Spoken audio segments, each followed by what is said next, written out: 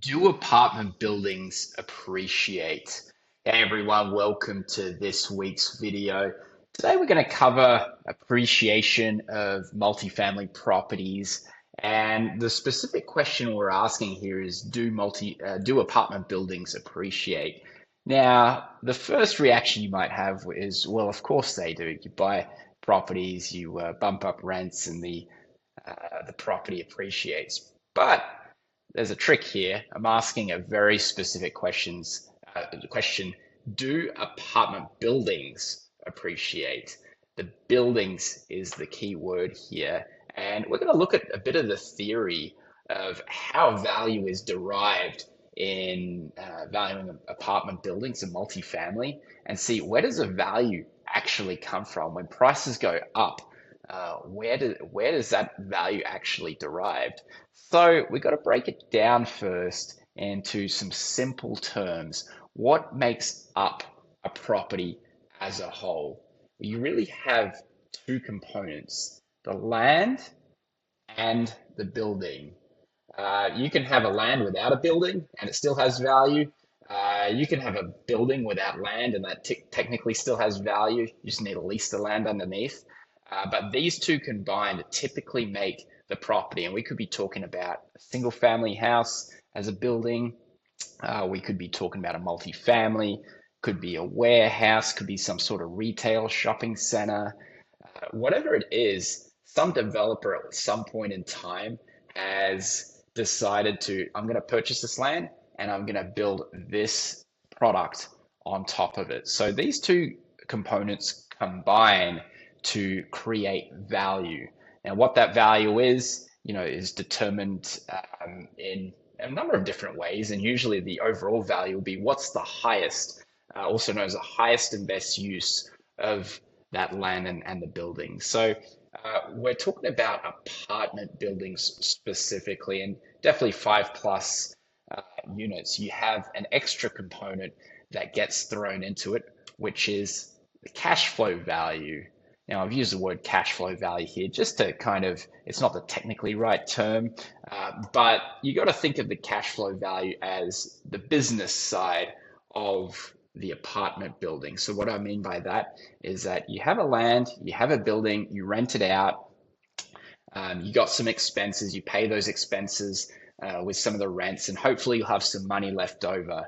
And that money left over is like a business, like any business. You could run an ice cream shop, and that ice cream shop will be based, the value of it will be based on what's your profits, and then times that by a multiple depending on how investors value ice cream shops. The exact same thing applies here to multifamily real estate, where the cash flow value is going to determine what is this building worth? What are people willing to pay for that business, which operates as a function of the land and the building? Now, I don't want to get too technical in the theory, but it's important to think about because it can actually change your perspective on how you look at investments going forward, either for the short term or the long term. Now, let's go back to the land and the building. Why do we make this distinction? Why do we kind of pull them apart? Well, the truth is that land is always appreciating. And when I say always, I mean in most cases, but when you see appreciation in properties, when someone's talking about property values in a certain area going up, they're exclusively talking about the land. The building itself does not appreciate. It actually depreciates.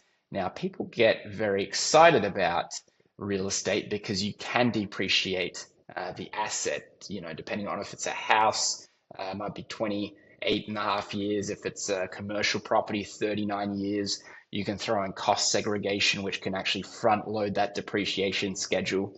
And some of the common wisdom is, a property doesn't simply fall to the ground at year 39. It doesn't depreciate to nothing in year 39.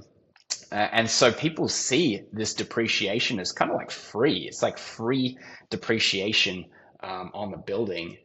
But it's not actually the case. If you think about it, a building does depreciate. If you do nothing to that building in 39 years, it's not going to be rentable in year 39. You consistently have to put in maintenance into that building, and you're also going to have to invest capex into that building. None of the components, save for maybe the structural elements, are going to really last that long without a replacement. Think about it: the windows, the roof for certain, the HVAC system, these all have a lifespan that once they're installed is really gonna, they're gonna tick down and they're gonna have to be replaced at some point. So a building is more akin to a car, actually. It doesn't depreciate quite as fast as a car might. But you are going to have, depreciation there. And a simple analogy I like to think about is trailer parks. And oftentimes investors will purchase the land and then rent spots to trailers. And people will own their own trailers, they'll bring their own trailers, and they'll pay rent for the land only. And the price of these trailers goes down. None of them go up. No trailers actually go up. So you're paying rent on the land, and then you've got effectively a depreciating asset on top of it. This is the exact same as a fixed structure, like an apartment building, like a shopping mall, like a house.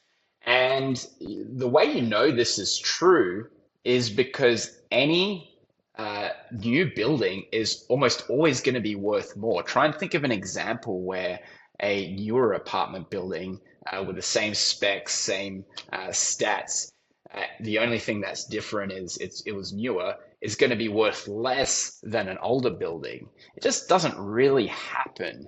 So that's how we know that the building itself depreciates and actually is worth less that each year goes by. Now, of course, if you put some capex into it, it can increase the value, but that is still a depreciating asset. Of course, there are very few exceptions to this rule. I mean, you really have to scrape the bottom of the barrel to figure out where buildings could appreciate, and this might be like historic mansions, historic homes from like 150 years ago. But for the most part, just like cars, actually, 99.99% of cars depreciate and don't appreciate, but there are a couple that may appreciate in value over time. The long and short of this is to say that the real value, the real appreciating value in real estate is the land. And this is why we have the saying location, location, location. I have a better saying that I like is value, value, value. But at the end of the day, the land cannot be moved.